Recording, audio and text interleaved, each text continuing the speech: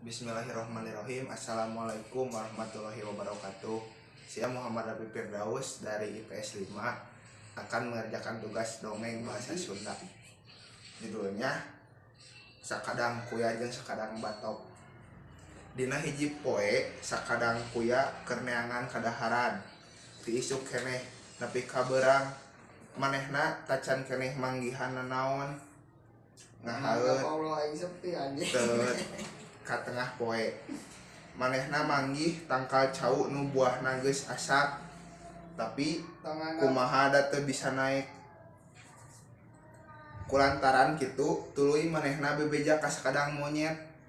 minta tulung kieu ngomongna sakadang monyet uing manggih tangkal cau nu buahna geus asak tapi hanjakal teu bisa naik cenah teh cing tulungan pangalakeun engke paparoan hade tembal sakadang monyet di mana tuluy maranehna arindit bebarengan ke tempat tangkal cau teh sakadang monyet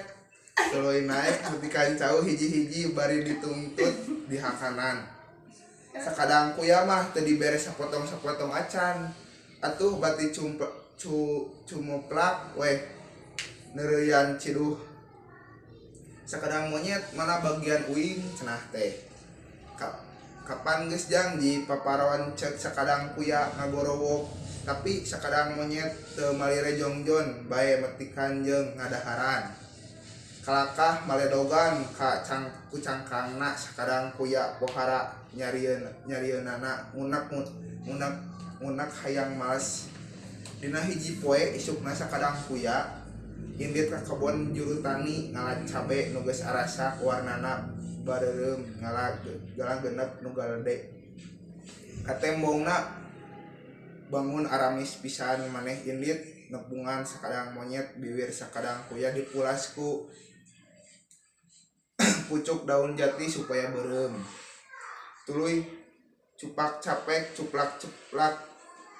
cara nunggeus barang dahar ngeunah ditanya ku sakadang monyet sakadang kuya maneh teh keur ngadahar naon cik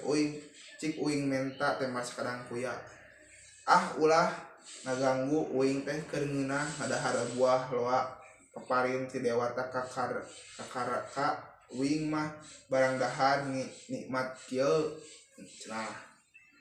cing ngasaan saeutik uing lapar pisan cek sakadang monyet bari rumah rame kita ngarah di